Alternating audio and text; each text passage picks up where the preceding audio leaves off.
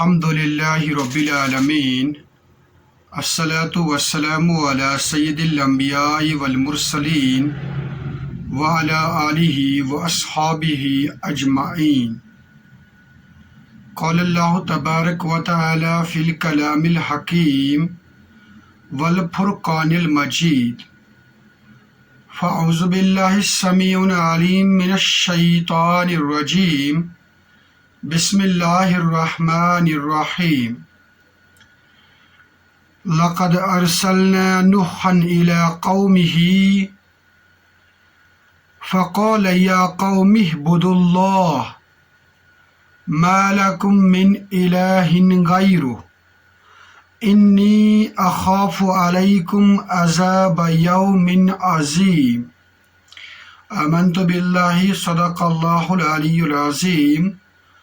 اللہم ربنا ارنا الحق حقا وارزقنا اتباعہ وارنا الباطل باطلا وارزقنا اجتنابہ۔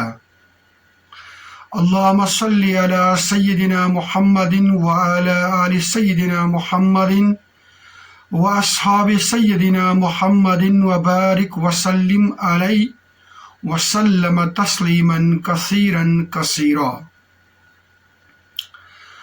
السلام علیکم ورحمۃ اللہ۔ محترم ناظرین کرام، درس قرآن کے ایک اور شمارے کے ساتھ ہم آپ کی خدمت میں حاضر ہیں۔ ہم نے سورۃ الاعراف رکوع نمبر 8 کے سلسلے میں کل آپ کے سامنے ایک تمہیدی گفتگو کی تھی۔ اس گفتگو کو مد نظر رکھتے ہوئے ہم اس وقت انشاءاللہ آگے آیت نمبر 59 سے آگے بڑھیں گے۔ تو اللہ تبارک و تعالی فرماتے ہیں، لقد ارسلنا نوحا الی قومہ، ہم نے بھیجا نوح علیہ السلام کو اس کی قوم کی طرف۔ فقال یا قوم اعبدوا اللہ ما لکم من الہ غیرہ، تو اس نے اپنی قوم کو دعوت دی، کیا میری قوم کے لوگوں اللہ کی بندگی اختیار کرو، تمہارا کوئی معبود اس کے سوا نہیں ہے۔ انی اخاف علیکم عذاب یوم عظیم، مجھے تمہارے بارے میں اندیشہ ہے ایک بڑے دن کے عذاب کا۔ یہ ایک رسول کی سرگزشت بیان کی جا رہی ہے اور اس کے قوم کے وتیرہ عمل کو یہاں پر بیان کیا گیا ہے۔ دعوت سمپل ہے، سادہ ہے، لاگ لپٹ سے بالکل مبرہ ہے، اور وہ کیا ہے؟ اللہ کی بندگی اختیار کرو، کیونکہ اس کے سوا تمہارا کوئی معبود نہیں ہے۔ اس بات سے ہمیں یہ سبق ملتا ہے کہ قوموں کے عروج و زوال کا جو بنیادی سبب اول روز سے رہا ہے وہ یا تو اللہ کی بندگی یا مشرکانہ اعمال۔ یہ جو شرک کی آمیزش ہے یہ قوموں کے اندر اول روز سے ہی رہی ہے۔ یہاں سے یہ بات بھی واضح ہو جاتی ہے کہ قوم نوح اللہ تبارک و تعالی کو تو مانتے تھے، لیکن اس کے ساتھ ساتھ وہ بعض مشرکانہ اعمال بھی کیا کرتے تھے۔ اللہ تبارک و تعالی کے ساتھ انسانوں کو اور بتوں کو شریک ٹھہراتے تھے۔ چنانچہ جب حضرت آدم علیہ السلام کو زمین پر مبعوث کیا گیا بطور پہلے انسان کے اور بطور پہلے رسول کے، تو انہوں نے بھی بالکل توحید کی دعوت دی، راست روی کی دعوت دی، اور لوگ اس دعوت پر قائم رہے، یہاں تک کہ حضرت آدم علیہ السلام کا اس دنیا سے انتقال ہو جاتا ہے۔ اس کے بعد حضرت آدم علیہ السلام کی قوم کے اندر جتنے بھی بڑے بڑے لوگ تھے، ولی اللہ تھے، وہ بھی جب یہاں سے چلے گئے تو لوگوں نے ان کے ساتھ بہت سی مشرکانہ باتیں جوڑ لیں، ان کے بت بنائے، ان کے آستانے بنائے، اور یہاں سے یہ سلسلہ آگے بڑھا اور اس قوم کے اندر مشرکانہ اعمال کی بہتاب ہو گئی۔ اللہ تبارک و تعالیٰ کی رحمت برجوش آئی اور ان کے اوپر ایک برگزیدہ پیغمبر حضرت نوح علیہ السلام کو مبعوث کر دیا، اور انہوں نے محض ایک بات کہہ دی، یا قوم اعبدوا اللہ، اے میری قوم کے لوگوں، یہ کیا ہو گیا ہے تم لوگوں کو؟ اللہ کے ساتھ باقیوں کو بھی شریک ٹھہراتے ہو؟ تمہارا اگر ایک خدا ہے تو وہ صرف اللہ تبارک و تعالی ہے۔ اور یہی دعوت اگر آپ دیکھیں گے تمام پیغمبروں نے پیش کی دنیا انسانیت کے سامنے، یہاں تک کہ بات حضرت محمد عربی صلی اللہ علیہ وسلم پر ختم ہوئی، اور آپ صلی اللہ علیہ وسلم نے بھی یہی دعوت دے دی کہ اے لوگو، یہ جو مشرکانہ اعمال ہیں ان سے بچو، ان سے پرہیز کرو، تمہارا صرف ایک اللہ ہے۔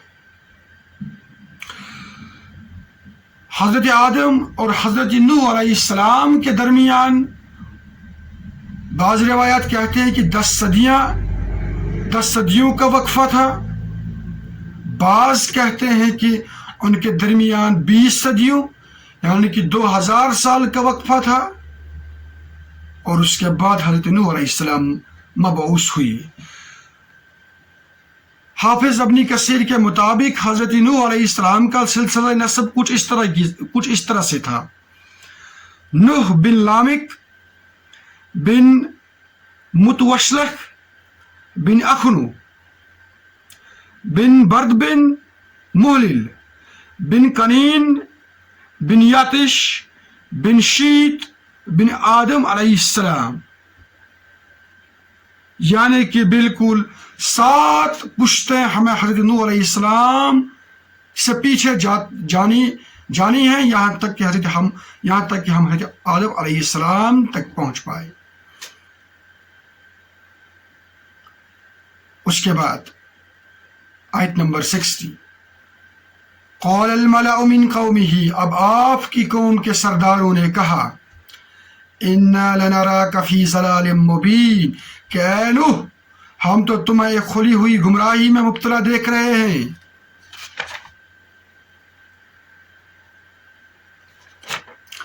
اس کے بعد آیت نمبر 61، یا قوم لیس بی ضلالہ، آپ علیہ السلام نے کہا کہ اے میری قوم، میں ضلالت یا گمراہی میں نہیں ہوں، وَلَكِنِّي رَسُولٌ مِّن رَّبِّ الْعَالَمِينَ، بلکہ میں تو رسول ہوں تمام جہانوں کے پروردگار کی طرف۔ اب اس قوم کے اندر جتنے بھی سرپرست لوگ تھے، یہ بھی اسی روش پر چلتے آ رہے تھے جس روش پر انہوں نے اپنے اقربا کو، اپنے وارثین کو، اپنے پچھلوں کو دیکھا تھا، اور یہ اسی نہج پر چلتے تھے، اور ان کے نزدیک بھی یہ دلیل صحیح تھی کہ جس نہج پر ہمارے پچھلے لوگ چلتے تھے وہی نہج صحیح ہے۔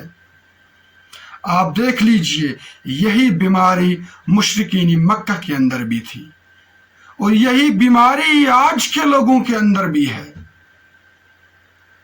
گویا بات سامنے آ گئی کہ دنیا انسانیت کے سامنے ضلالت کی جو وجہ ہے وہ بنیادی طور پر ایک جیسی رہی ہے.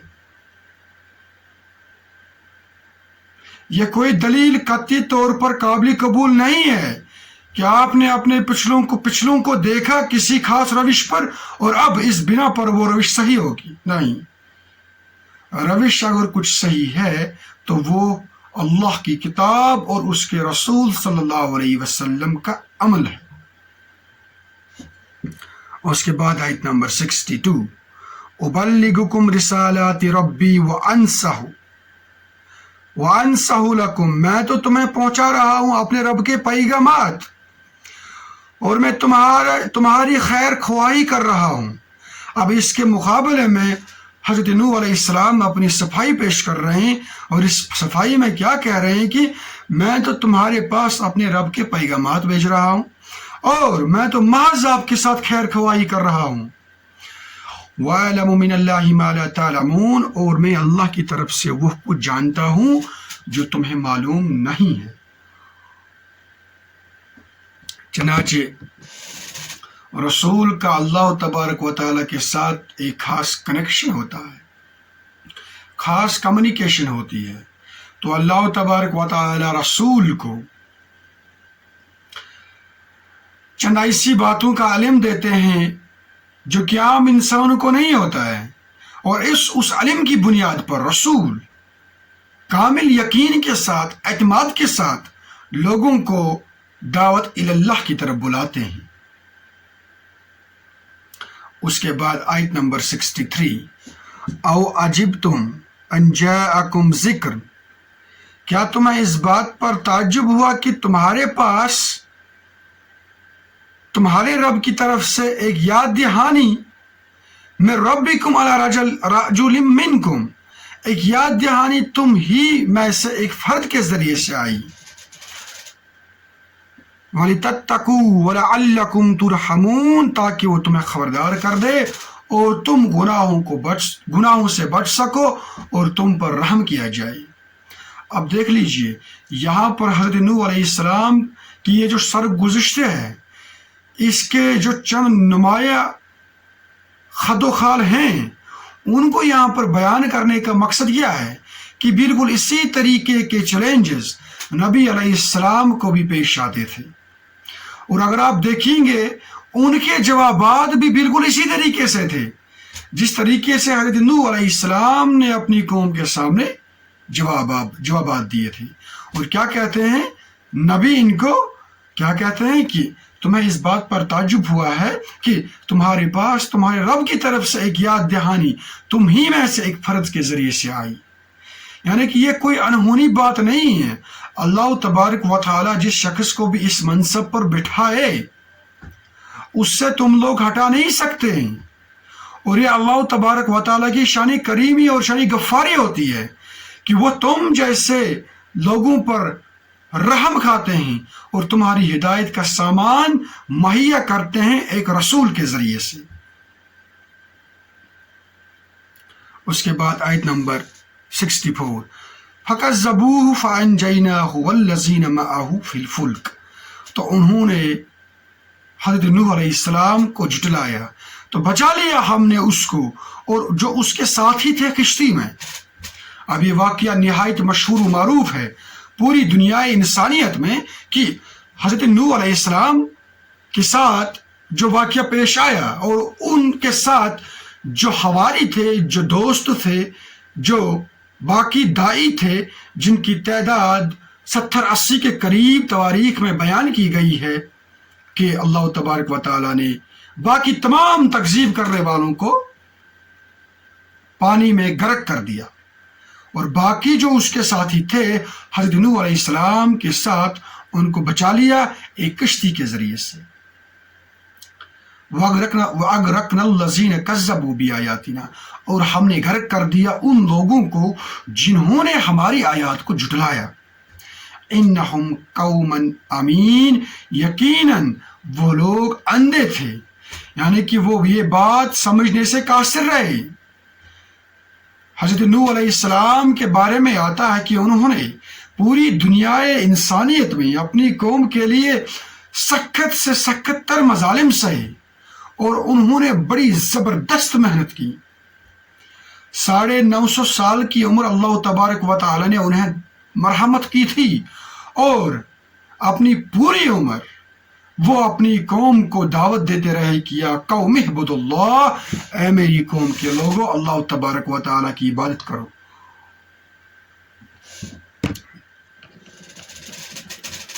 حضرت نوح علیہ السلام مبعوث ہوئے تھے، اگر ہم آج ورلڈ میپ پر نظر دوڑائیں گے تو عراق کے علاقے میں مبعوث ہوئے تھے۔ پھر جب اس علاقے میں سیلاب آ گیا تو حضرت نوح علیہ السلام نے کشتی بنائی تھی اور اس کشتی کو ارمینیا کے اندر ایک پہاڑی کے اوپر اللہ تبارک و تعالی نے ٹھہراؤ دیا تھا، اور یہی وہ چند لوگ تھے جن سے اس پوری دنیا انسانیت کا سلسلہ نسب آگے بڑھا۔ چنانچہ اگر ہم یورپ کے ساتھ ساتھ آسٹریلیا کی بھی روایات کا مطالعہ کریں گے، ان کے لٹریچر کو کنگھال کریں گے، تو وہاں پر بھی ہمیں کچھ ایسے قصے حضرت نوح علیہ السلام کے بارے میں ملتے ہیں۔ گویا حضرت آدم علیہ السلام کے بعد جتنے بھی لوگوں نے شرک کی روش اختیار کی تھی ان کو غرق کر دیا گیا، اور باقی جو اصحاب ایمان تھے ان سے اس دنیا انسانیت کا سلسلہ نسب آگے بڑھا۔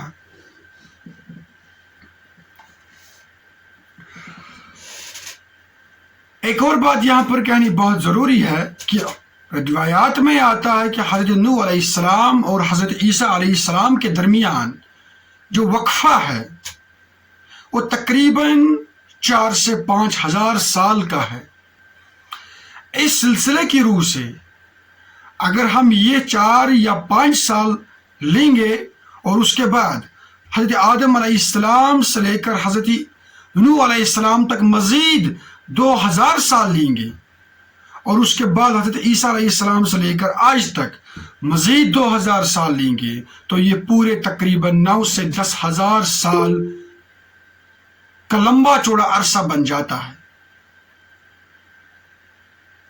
الغرض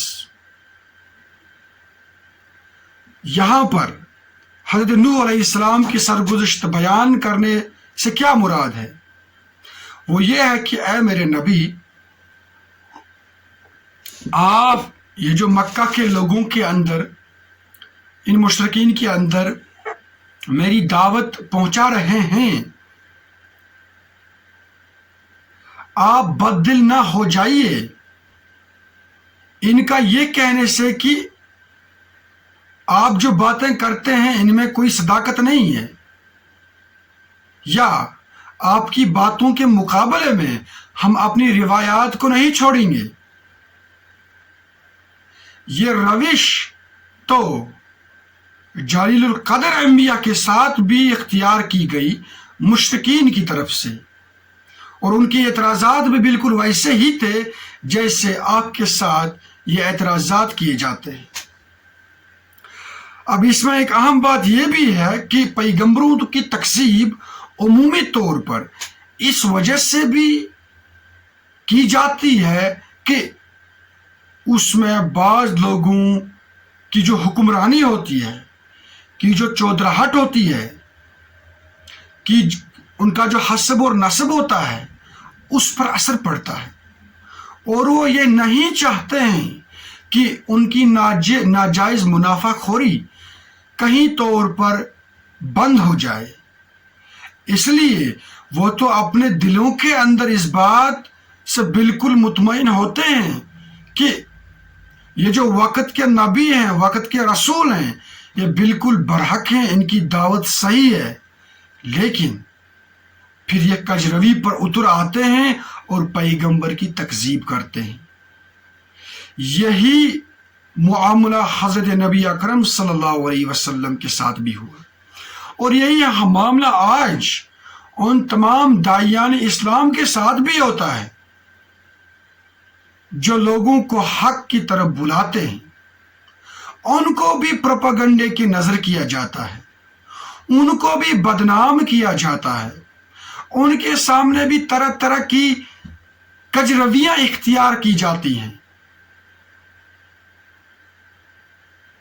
تو اس سلسلے کی کڑی کے طور پر تمام داعیان اسلام کو یہ بات سمجھ لینی چاہیے کہ اللہ تبارک و تعالیٰ کی دعوت صرف ایک ہے، ایک رہی ہے، اور ایک آگے بھی ایسی ہی چلتی رہے گی کہ صرف اللہ تبارک و تعالیٰ ہے، اس کے سوا کوئی معبود نہیں ہے، اور اس کے مقابلے میں کسی کو شریک نہیں ٹھہرانا ہے۔ یہ دعوت تمام داعیان اسلام کو پیش کرنی ہے، اور اس دعوت کے مقابلے میں انہیں جتنے بھی چیلنجز کا سامنا کرنا پڑے گا ان سے ان کو بالکل بھی نہیں ڈرنا ہے، بلکہ اپنی دعوت کو ایک مہذب انداز میں آگے بڑھاتے رہنا ہے۔ اور یاد رہے، یہ جو دعوت کا مسئلہ ہے یہ امت مسلمہ کا بنیادی فریضہ ہے۔ جس دن امت مسلمہ نے اس دعوت سے کنارہ کشی اختیار کر دی، اس میں تساہل برتا اور دنیا کے باقی مصروفیات میں اپنے آپ کو جکڑ لیا، تب سے امت مسلمہ کا زوال پیدا ہو گیا۔ ہمیں تو کہا ہی گیا ہے کہ تم لوگ امت وسط ہو، نیکیوں کا حکم دیتے ہو اور برائیوں سے لوگوں کو روکتے ہو۔ So as long as you will continue to deliver this obligation, you will be succeeded. آپ ہی لوگ چمکو گے، لیکن جس دن تم لوگ اس عمل سے کنارہ کشی اختیار کرو گے، باقیوں کی طرح دنیا کے پیچھے لگ جاؤ گے، اس دن تمہاری ضلالت طے ہوگی۔ تو اللہ تبارک و تعالیٰ سے دعا ہے کہ دعوت اللہ کے جتنے بھی مراحل ہیں، جتنے بھی کام ہیں، جتنی بھی ایکٹیویٹیز ہیں، ان کے ساتھ ہمارا رابطہ استوار رکھے۔ اور البیان کی کوشش بھی یہی ہے کہ لوگوں تک حق بات پہنچائی جائے، لوگوں کو متنبہ کر دیا جائے کہ بھائی آج کل کے زمانے میں کہاں کہاں پر کون کون سے منکرات ہوتے ہیں اور کن کن سے ہمیں بچنا ضروری ہے۔ اور ہم سمجھتے ہیں کہ اس نیک کام میں ہمارے جتنے بھی ممبرز ہیں یہ بھی اس میں ہمارا ساتھ بنائے رکھیں گے۔ تو اللہ تبارک و تعالی ہمارے اس ساتھ کو بنائے رکھے، اور یہ جو بنیادی فریضہ اللہ تبارک و تعالی نے امت مسلمہ کے اوپر ڈالا ہے، اس بنیادی فریضے کو ہم اچھے طور پر نبھانے میں کامیاب ہو جائے۔ اسی دعا کے ساتھ ہم آج کی کلاس جو ہے اس کو اختتام تک پہنچاتے ہیں، اس دعا کے ساتھ کہ اللہ تبارک و تعالی زیادہ بولنے سے، زیادہ سننے سے، زیادہ عمل کرنے کی توفیق عطا فرمائے۔ بولنے میں اگر کوئی غلطی ہوئی ہوگی تو اللہ تبارک و تعالی اسے معاف کر دے، سننے میں اگر کوئی لغزش ہوئی ہوگی تو اللہ تبارک و تعالی اس سے ہمارے دلوں سے محو کر دے۔ اللہ تبارک و تعالی ہمارے دلوں کو قرآن پاک کے نور سے منور کر دے۔ اس وقت پوری دنیا انسانیت کو قرآن کی ضرورت ہے۔ اللہ تبارک و تعالیٰ کے جو احکامات ہیں ان پر عمل پیرا ہونے کی ضرورت ہے۔ تو اللہ تبارک و تعالیٰ امت مسلمہ کو وجہ بنائے پوری دنیا انسانیت کی ہدایت کا۔ ربنا تقبل منا انك انت السميع العليم واخر دعوانا ان الحمد لله رب العالمين۔ السلام علیکم ورحمۃ اللہ۔ جزاک اللہ خیرن کثیرا و احسن الجزا. جس کے برادر ہلال احمد تانترے صاحب ہمارے سامنے سورہ الاعراف کے رکوع نمبر 8 کا نصف آخر پیش کرنے کی سعادت حاصل کر رہے تھے. اللہ تعالیٰ آپ کی صحیح کو اپنی بارگاہ میں شرف قبولیت بخشے اور آپ کو اجر عظیم سے نوازے. تمام ناظرین و ناظرات کا بھی میں دلی طور پہ مشکور ہوں کہ آپ نے اپنا قیمتی وقت ہمیں دیا اور خیر کے اس کام میں تعاونوا علی البر والتقوی کے حوالے سے ہمارے ساتھ جڑے. اللہ تعالیٰ آپ کی